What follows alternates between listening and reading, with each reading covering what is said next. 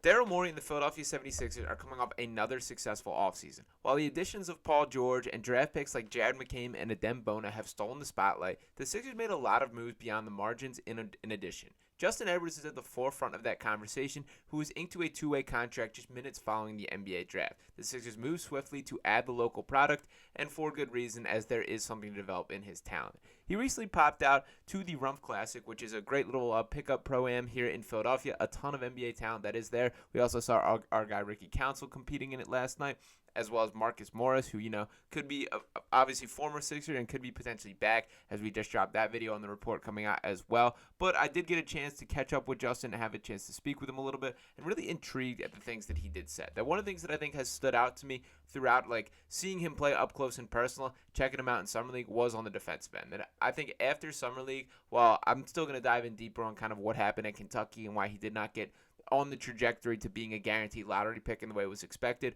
what I feel better about after checking him out in Vegas is I do think there's a clear lane for him to find a role in the NBA, and that being on the defensive end. So I asked him a little bit about that specifically, if that's something that he believes that he takes personally or a lane that he shines, and he was pretty open about it as well.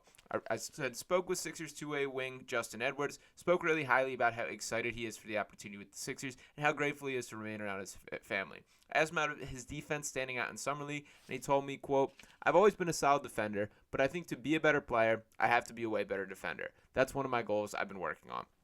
And it is cool at a young age to see him kind of having that self-realization, and that's something that I think is going to be beneficial for him in the long run. We have seen a bunch of compliments about this at Summer League. We had this quote from Matt Braze, who was the head coach out there, that said, quote, "Justin's been good. He's at the top of our zone. Good pickup points, great length, got a lot of deflections for us. We want him to be a little more aggressive in transition, attack, and get downhill, but that'll come with experience." And I still kind of disagree with the decision to play as much zone defense as the Sixers team did, because you're straight up just not going to have the opportunity or be capable of doing it at the NBA level. So did not fully understand that. But Edwards was absolutely at the heart of what they did defensively, and the deflections are really impressive. That he's got a good wingspan, real 6'7" size, that he is a guy that is athletic, and I think kind of the archetype of player that I have in mind for carving out is sort of in that Derrick Jones Jr. type role. Now, Justin is not quite the high caliber of athlete as a guy like DJJ, although they are both Philadelphia guys, but he is a guy that I think has similar instincts, and if he continues to commit on that side of the ball, that could be a lane in which he can carve out.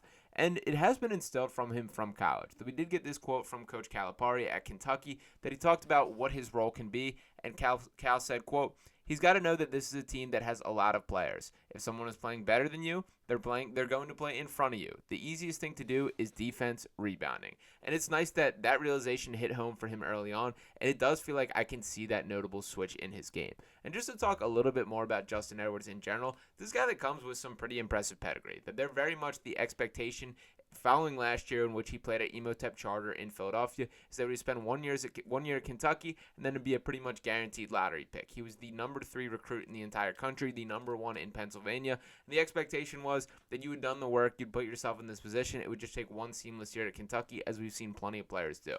But it is not a perfect world for everyone, and Justin Edwards was not able to exactly carve out his lane. Saw guys like Reed Shepherd and Rob Dillingham, who obviously for good reason are incredibly talented basketball players, but they kind of outshined him on the court to an extent, and he did take more of a backseat than I think many expected. He still had his flashes, such as the game against Alabama that really stands out to me. I believe he finished with 21 points on perfect shooting in that game. Definitely hit every three-pointer. But the bottom line is he does still have some work to do, and I don't mind that he's going to have to take the hard hat approach at this point by working his way up, getting those two-way contracts. And I do think it's unlikely we see a lot of him in an actual Sixers uniform this year, but I do think it will be very beneficial for him to play at the G League level, establish himself, and find his identity in the same way that we're discussing.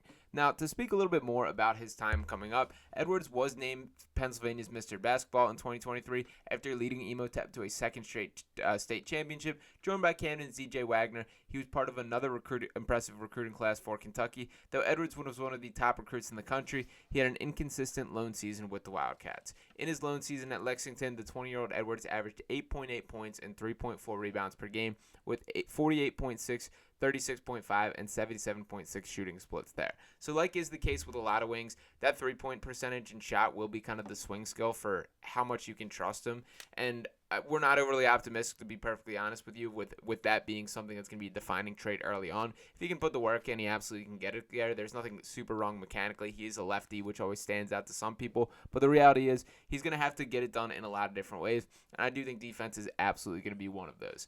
But I do love, from the Sixers' perspective, the way that they've really hit home on these two-way prospects of late. Even looking back to last year, a guy like Ricky Council IV went undrafted. They pounced on that immediately, and now this is a guy that will likely play some minutes in the rotation. And to acknowledge Ricky a little bit last night, kind of strange that the team with Marcus Morris, Markieff Morris, and Ricky Council IV was unable to get the win in that Pro-Am. Colin Gillespie absolutely frying these guys, scored 30 points himself on the other team. Shout out to the 8i media that ran that one there.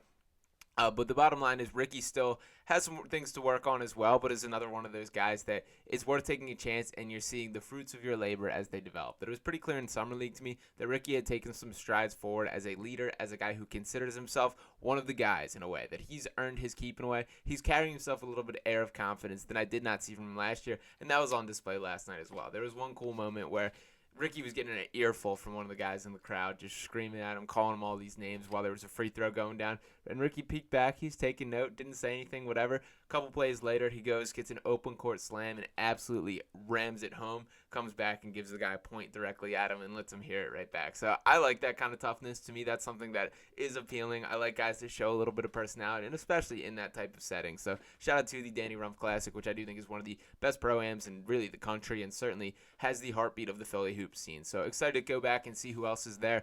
If anybody is stopping by, feel free to say what's up there. But very excited about what we're seeing from Justin Edwards, and just to harp home on that quote once again, that he is as balled on the defensive end of the floor as I hope to be the case. And by the way, the track record for taking a gamble on Kentucky players is a pretty good one. That there are very few coaches who get people prepared the way that John Calipari is, and I do think that that will translate with Edwards a little bit. And by the way, I did not mention Marcus Morris very much in this video, but we did get a look at him last night. Still looked like he got it, and while these stats don't stand up from what he produced last year, just 6.4 points and 2.7 rebounds per game. That 40.3% three-point percentage is really going to be the calling card for why he continues to stick around, as well as that toughness that he plays this, that grit that I do think is helpful.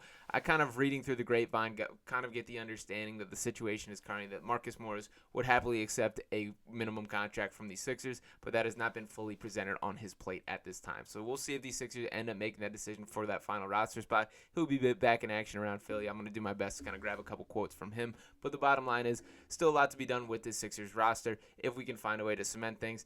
It does sound like the fact that they have not presented that contract, that they have their eyes on at least one other player. So for now, it is stay tuned time for the Sixers roster, but a lot to break down in the basketball world. Shout out to Justin Edwards for chatting up. Cannot wait to see him on the floor. Shout out to Ricky Council for participating, and shout out to you guys for tuning in this video here. So if you have not already, I want to hear your thoughts in the comments. Make sure you're dropping a subscribe, dropping a like on this video, and let me know anything else you got on your mind. So talk to you next time right here on Sixers Digest. Peace.